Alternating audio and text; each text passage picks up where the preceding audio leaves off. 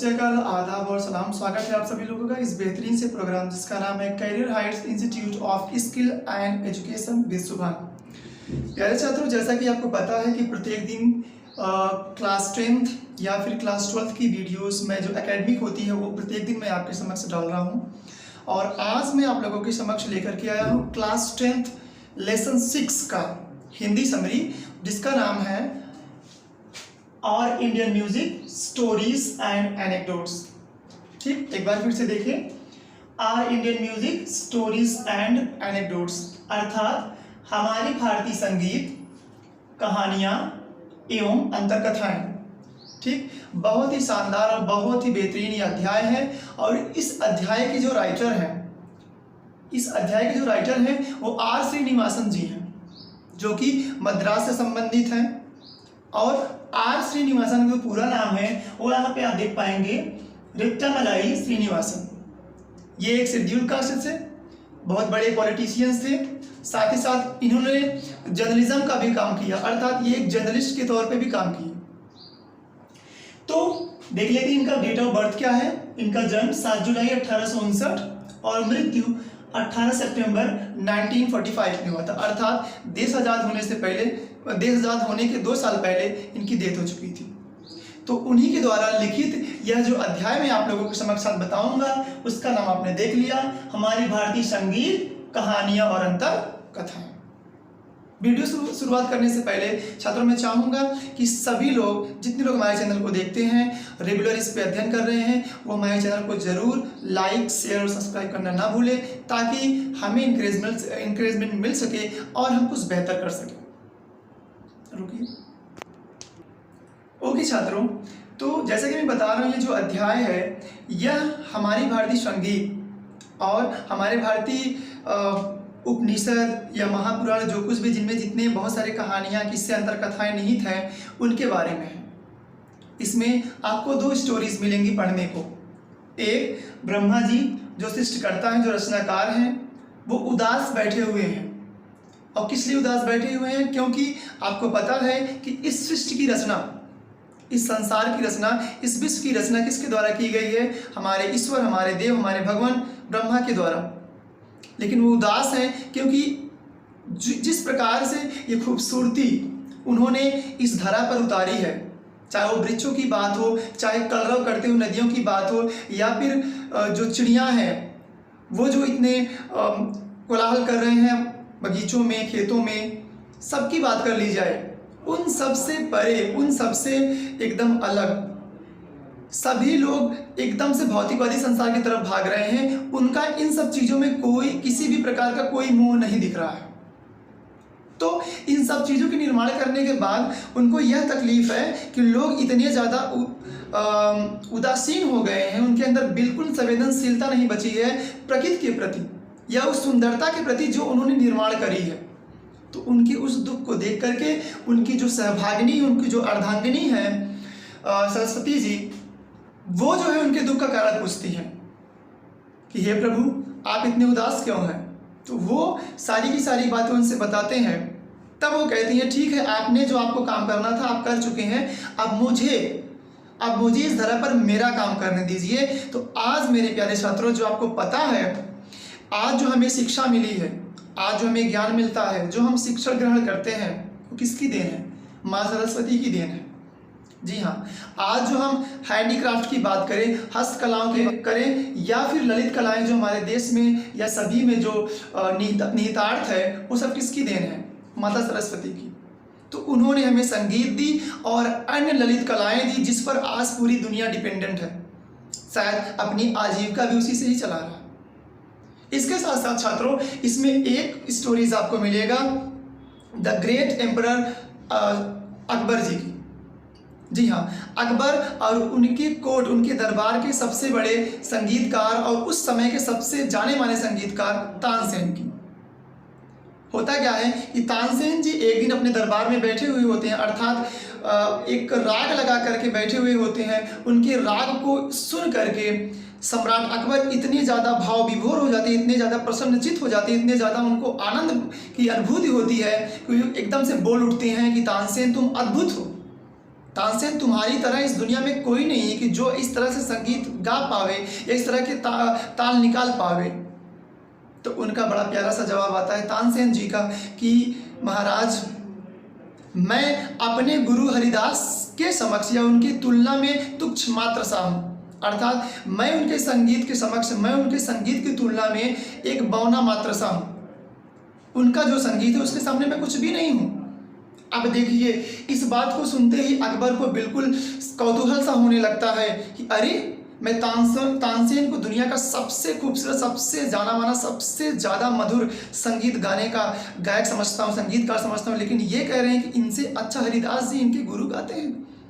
तो उनके अंदर इतनी ज़्यादा जिज्ञासा उत्पन्न हुई, वो उनसे मिलने की इच्छा रखते हैं और कहते हैं कि मुझे उनसे शर्त। तानसेन जी मान लेते हैं कि ठीक है, मैं उनसे मिलवाऊंगा, लेकिन एक बात को आपको मानना पड़ेगा कि वो आपके दरबारी नहीं है। वो आपके दरबार में, दरबारी का काम है, नौकर का काम नहीं करते हैं कि आप उनको आदेश देंगे वो तुरंत गाने लगेंगे। नहीं, ऐसा नहीं होगा। अगर आप उनके संगीत को सुनना चाहते हैं तो आपको वहाँ पर इंतज़ार करना पड़ेगा, प्रतीक्षा करना पड़ेगा। जब उनका मन, जब उनकी अंतरात्मा खुद कहेगी तो खुद गाएंगे, तभी आप सुन पाएंगे।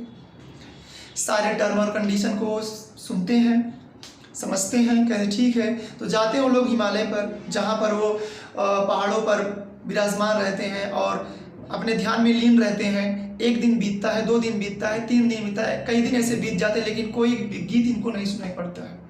हैरान और परेशान होकर के दोनों एक दूसरे के चेहरे देखने लगते हैं। अकबर भी तानसेन से कहते हैं, तानसेन भी अकबर से कहते हैं। फिर ये होता है कि तानसेन जी जो थे वो अपने गुरु हरिदास जी के द्वारा सिखाए गए कुछ गीत को गलत तरीके से गाना शुरू कर देते हैं, या कुछ सही गाते हैं, उसके बाद उसमें कुछ जो लाइनें होती हैं, जो कुछ उसमें लाइनें होती हैं, उसको गलत गा देते हैं।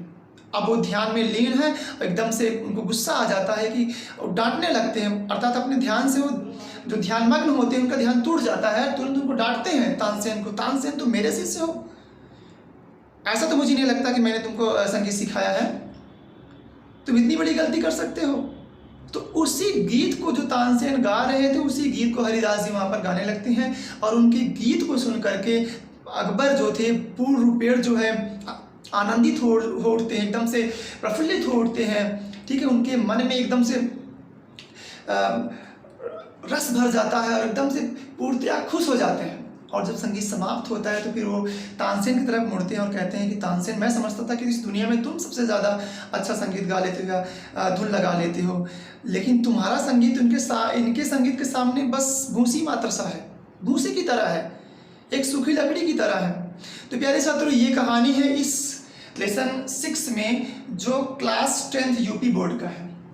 ठीक है, तो अब मैं आपको बताऊंगा इसका वर्ड मीनिंग, जैसा कि मैं प्रीवियस वीडियोस में करता आया हूं। इसका जो है हार्ड वर्ड मीनिंग मैं आपको बताऊंगा और मैं चाहूँगा आप नोट्स लेकर के रखें, उसको नोट डाउन करें। ओके, तो आइए छात्रों देखते हैं इसमें नए वर्ड्स कौन कौन से हैं। पहला वर्ड जो आपको मिलेगा वो मिलेगा आपको एनेक्डोट्स। एनेक्डोट्स, देखो मैं बहुत दिन से टीचिंग करा रहा हूँ, लेकिन अगर बच्चे इसको पढ़ते हैं, कोई कुछ पढ़ता है, कोई कुछ पढ़ता है, इसका जो एक्चुअल प्रोनाउंसिएशन वो एनेक्डोट्स है। एनेक्डोट्स का मतलब होता है रिसाइटल या शॉर्ट स्टोरी, जिसका हिंदी मीनिंग होता है लघु कथाएं या फिर अंतर कथाएं। Okay, next word is origin. Origin का मतलब होता है उद्गम, जहां से कोई चीज प्रारंभ होता है, जहां से कोई चीज पैदा होती है। ठीक है, तो ये ऑरिजिन, इसका जो इंग्लिश मीनिंग है ये होता है सोर्स या फिर राइज। ठीक, हिंदी लिखा हुआ है उद्गम या प्रारंभ। अगला वर्ड देखिए छात्रों, यहाँ पर फाइन आर्ट्स दिया है। फाइन आर्ट्स मतलब ललित कलाएं, हस्तकलाएं, जो हाथों से तमाम चीजें हम बनाते हैं। ठीक, इसका देखिए इंग्लिश मीनिंग दिया होगा यहाँ पर क्राफ्ट्स या फिर विजुअल आर्ट्स। यहाँ पे देखिए ललित कलाएं। ओके, अगला जो वर्ड है, नेक्स्ट वर्ड क्या है हमारा? नेक्स्ट वर्ड है आई थिंक यूनिवर्स, राइट? हाँ जी हाँ, ये देखिए यूनिवर्स। यूनिवर्स का मतलब होता है ब्रह्मांड। इसकी इंग्लिश मीनिंग होती है कॉस्मोस, COSMOS, कॉस्मोस। ठीक है, कॉस्मोस मतलब भी यूनिवर्स ही होता है। ठीक, next word is consort. Consort का मतलब भी पत्नी होता है, अर्धांगिनी, सहभागिनी। ठीक है, वाइफ, जिसका इंग्लिश मीनिंग होगा वाइफ, राइट? इसके बाद जो नया वर्ड हमारा है वो है इंचांटेड। ठीक, इंचांटेड का मतलब होता है मंत्रमुग्ध, जादुई या चकाचौंध कर देने वाला। इसका इंग्लिश मीनिंग होगा डैजल। ठीक है, नेक्स्ट नेक्स्ट वर्ड हमारा है सोल स्टीयरिंग। सोल, सोल मतलब मन, हृदय, स्टीयरिंग, स्टीयरिंग मतलब झिझोड़ने वाला, हिलोरने वाला, मन को झिझोड़ने वाला या मन को हिलोर करने वाला, ठीक है, हिलोर देने वाला। तो यहाँ देखिए सोल स्टीयरिंग का दिया है इंग्लिश मीनिंग स्पिरिट, ठीक, हिंदी मीनिंग लिखा है मन को झिझोड़ने वाला, राइट। अगला जो वर्ड है वो है आपका म्यूजिशियन। म्यूजिशियन मतलब संगीतकार, ठीक है, जिसको हम परफॉर्मर कह सकते हैं, बार्ड कह सकते हैं, इंग्लिश में इसका मीनिंग होता है परफॉर्मर या बार्ड। और अगला जो वर्ड है हमारा है डील विथ। डील विथ का मतलब ये एक प्रकार का फ्रेजल प्रीपोजिशन है, इसका मीनिंग होता है वर्णन करना, व्याख्या करना या उद्बोधन करना, ठीक है। और लास्ट जो वर्ड हमारा है वो है कोर्ट। कोर्ट मतलब दरबार, ठीक, उसको हम बेंच भी कह सकते हैं, बार भी कह सकते हैं। तो ये रहा आपका हार्ड वर्ड मीनिंग। तो आइए अब चलते हैं वर्ड टू वर्ड एक्सप्लेनेशन की तरफ। देखिए the history of Indian, the history मतलब इतिहास, ऑफ मतलब कायकी, इंडियन मतलब भारतीय, म्यूजिक मतलब संगीत, इस मतलब है, अर्थात भारतीय संगीत का इतिहास, इस मतलब है फुल मतलब भरा हुआ, ऑफ स्टोरीज कहानियों से, एंड और एनेक्डोट्स अंतर कथाओं से। फिर से देखें the history of Indian music, भारतीय संगीत का इतिहास इज फुल ऑफ स्टोरीज कहानियों से एंड एनेक्डोट्स और अंतर कथाओं से भरा हुआ है। नेक्स्ट देखें the origin of music, the origin अर्थात उद्गम ऑफ म्यूजिक संगीत का, एंड और फाइन आर्ट्स ललित कलाओं का, इस मतलब है इन इटसेल्फ अपने आप में, अ स्टोरी एक कहानी। फिर से देखें द ओरिजिन ऑफ म्यूजिक संगीत का उद्गम, एंड फाइन आर्ट्स और ललित कलाओं का उद्गम, इन इटसेल्फ अपने आप में ही, अ स्टोरी एक कहानी है। आगे देखें Brahma made the whole universe, अर्थात ब्रह्मा जी मेड मतलब बनाए हैं, रचना किए हैं, द होल यूनिवर्स संपूर्ण ब्रह्मांड को, अर्थात ब्रह्मा जी ने संपूर्ण सृष्टि की रचना करी है, ठीक है, एंड फिल्ड और भरा है, इट इसको, विथ ऑल सॉर्ट्स, सॉर्ट्स मतलब हर प्रकार के, ऑफ ब्यूटी सुंदरता, एंड चार्म आकर्षण से, अर्थात Brahma made the whole universe, Brahma ji ने संपूर्ण सृष्टि की रचना की है, एंड फिल्ड इट और इसको भर दिया है, with all sorts of beauty हर प्रकार की सुंदरता, एंड चार्म और आकर्षण से। नेक्स्ट बट लेकिन, ही स्टिल फेल्ट सैड, ही माने वह, स्टिल मतलब अभी भी, फेल्ट मतलब महसूस कर रहे थे या किए, सैड मतलब दुखी, अर्थात वह अब अभी भी दुखी हैं, इतनी सब कुछ, इतना मनोरम, इतना आकर्षण सृष्टि की रचना करने के बाद भी ब्रह्मा जी दुखी है, ठीक, क्यों दुखी है? अच्छा, उनके दुख का कारण कौन पूछ रहा है?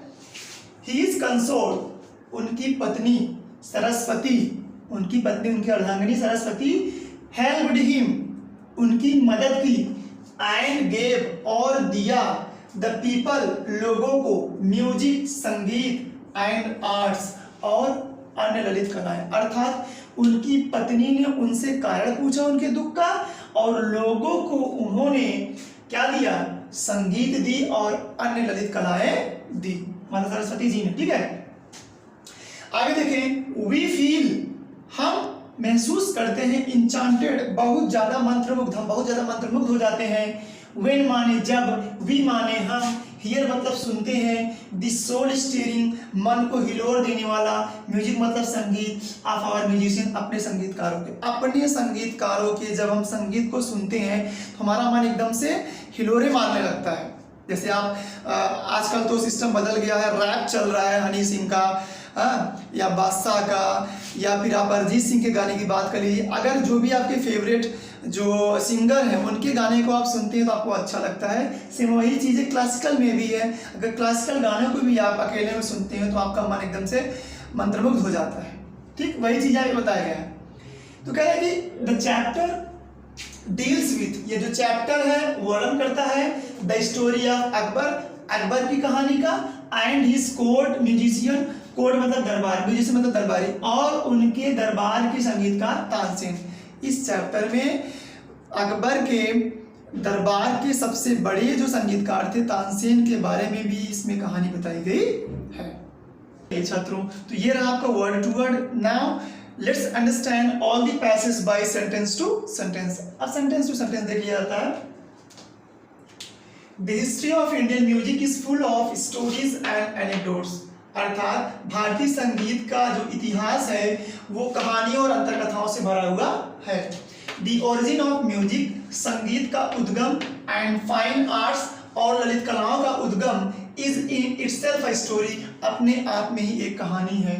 ठीक है। Brahma made the whole universe, Brahma ji ने सृष्टि की रचना की, अर्थात इस समूचे वर्ल्ड को बनाया, पूरे संसार को बनाया है। And filled it with all sorts of beauty, और इसमें भर रखा है हर प्रकार की सुंदरता, एंड चार्म और आकर्षण, अर्थात ब्रह्मा जी ने इस सृष्टि की रचना की है और उसमें हर प्रकार के सौंदर्य और आकर्षण को भर रखा है। ठीक है। But he still felt sad, लेकिन वह अभी भी दुखी है, उनको अभी भी दुख है किस चीज का, कि उनके जो लोग हैं इन प्रकृति के जो तमाम सौंदर्य आकर्षण उसके प्रति बहुत ज़्यादा उदासीन है। उनकी उस उदासी का जो है कारण पूछती सरस्वती जी, और आगे क्या करती देखिए। His consort Saraswati helped him, उनकी पत्नी, उनकी अर्धांगिनी सरस्वती ने उनकी मदद करी। And gave the people music and art, और उन्होंने लोगों को संगीत और ललित कलाएं दी। We feel enchanted when we see, we feel enchanted when we, हम बहुत ज़्यादा मंत्रमुग्ध हो जाते हैं, when we, जब हम, hear, सुनते हैं, the soul stirring music, मन को झिझोड़ने वाले संगीत को, ऑफ आवर म्यूजिशियन, अपने संगीतकारों के, अर्थात जब अपने पसंदीदा संगीतकारों के संगीत को सुनते हैं तो एकदम हमारा मन एकदम प्रफुल्लित हो जाता है। ठीक है। तो कह रहा है कि the chapter deals with the story of Akbar, यह जो चैप्टर है ये अकबर और उनके दरबारी तानसेन की एक कहानी भी बताती है। कुल मिलाकर यही है, इसमें ब्रह्मा जी सरस्वती की एक कहानी आपको पढ़ने को मिलेगी, और साथ में आपको अकबर और तानसेन के बीच में संवाद, और वहाँ हिमालय पर उनके हरिदास जी के आवास पर जाना, उनका संगीत सुनना, यही आपको इस लेसन में पढ़ना है। तो आज के समरी में बस इतना ही। अगले वीडियोस में अच्छा एक चीज़ और मैं आपको बताना चाहूँगा, ये जो प्रोज का समरी था, कुल 6 लेसन आपको अध्ययन करने थे, वो अब हो गए समाप्त। अब कोई लेसन बचा नहीं है प्रोज का, माने समरी नहीं बचा है। अभी मैंने पैसेज टू पैसेज जो पूरा लेसन है वो नहीं बताया है, केवल समरी जो था वो समाप्त हो गया प्रोज का। तो अगर हमारे जो छात्र हमसे पहले जुड़ रहे हैं वो हमारे चैनल पर जाकर के प्रीवियस वीडियो को देख सकते हैं, प्रीवियस चैप्टर को देख सकते हैं। ठीक है। बस जाते जाते आपसे बस ये इतना सा ही निवेदन कि चैनल को ज़रूर लाइक, शेयर और सब्सक्राइब करना न भूलें। बाय बाय, जय हिंद।